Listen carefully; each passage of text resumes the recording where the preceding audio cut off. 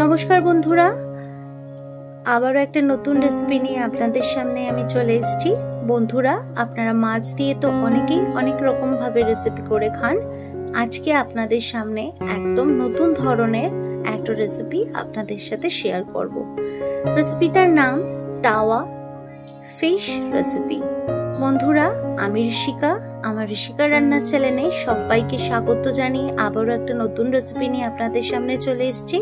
ভালো লাগলে অবশ্যই লাইক করবেন, শেয়ার করবেন, কমেন্ট করবেন এন্ড চ্যানেলটিকে সাবস্ক্রাইব করে অবশ্যই আমার পাশে থাকবেন। বন্ধুরা, প্রথমেই মাছটাকে আমি নিয়ে ভালো করে ধুয়ে নিয়েছি, আঁশগুলো ছাড়িয়ে নিয়েছি। এবার মাছের মধ্যে 1 চামচ মতো সর্ষের তেল, 1 চামচ মতো গোলমরিচের গুঁড়ো আর 1/2 চামচ মতো নুন দিয়ে ভালো করে ম্যারিনেট করে 10 মিনিট রেখে দিয়েছিলাম। বন্ধুরা, এরকম ভাবে ম্যারিনেট করে রাখলে মাছটা খেতে বেশি টেস্ট হবে, তার জন্য আমি 10 মিনিট মতো ম্যারিনেট করে রেখে দিয়েছিলাম। বন্ধুরা, আমার রিকোয়েস্ট, অবশ্যই আপনারা এই রেসিপিটা একবার বাড়িতে বানিয়ে দেখবেন। আশা করছি আপনাদের ভীষণ ভালো লাগবে। ভালো লাগলে অবশ্যই কমেন্ট করে জানাবেন রেসিপিটা আপনাদের কেমন লেগেছে। তো বন্ধুরা, মাছটা ভালো করে মাখিয়ে নিয়েছি। এবার চলে আসি মূল রান্নায়। একটা কড়ায় 1 চামচ মতো জিরে, 1 চামচ মতো ধনে, আর দেবো একটা শুকনো লঙ্কা, 2টো কাঁচা লঙ্কা আর একটা পেঁয়াজকে আমি এরকম ডুমো করে কেটে নিয়েছি। সবগুলো শুকনো কড়াই আমি ভালো করে ভেজে নেব।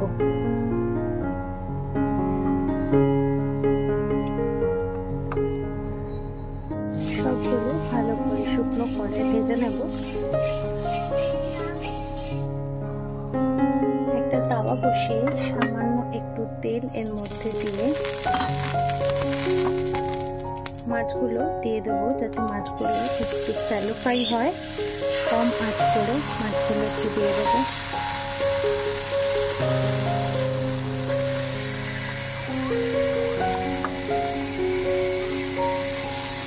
যদি মাছগুলো খেতে খুব ভালো লাগে, তার জন্য একটুখানি এগুলো তাওয়ায় একটু সেঁকে নেব।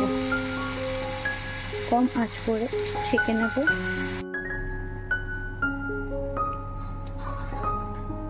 কড়াতে তেল দিয়ে দেবো, তেলটা একটু গরম হতে দেব। মিক্সি নিয়ে নিয়েছি, মিক্সিটাতে এবার এইটা পুরো পেস্ট করে নেব। তেলের মধ্যে গোটা গরম মশলা দিয়ে দেব। এবার যে মিক্সি করে রেখেছিলাম বাটিটা, সেটা দিয়ে দেবো। এটা মিক্সি করে নিয়েছি, এবার তেলের উপরে দিয়ে দেব।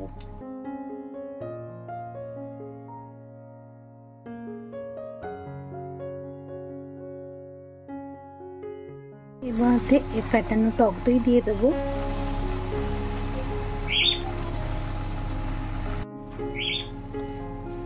টক দই দিয়ে ভালো করে নাড়াচাড়া করে নেব যতক্ষণ মশলা থেকে তেল না বেরোচ্ছে। দিয়ে দেবো স্বাদ মতো নুন,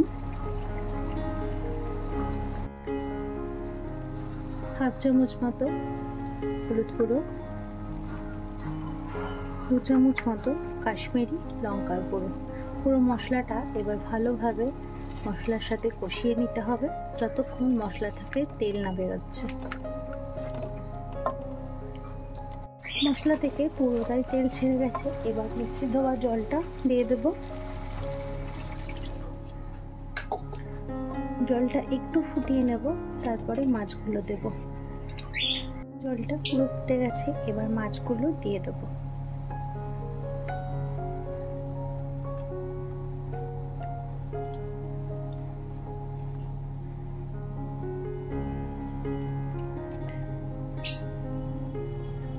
শেষে ধোঁকাটা ছড়িয়ে দেব।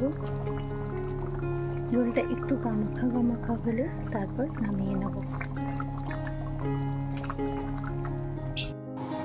আজ আসি বন্ধুরা, আবার আসবো অন্য কোনো দিন অন্য কোনো রেসিপি নিয়ে। আপনারা ভালো থাকবেন, সুস্থ থাকবেন এবং পরিবারের সকল সদস্যকে ভালো রাখবেন। আর অবশ্যই রেসিপিটা ভালো লাগলে like, share, comment and subscribe করে আমার পাশে থাকবেন।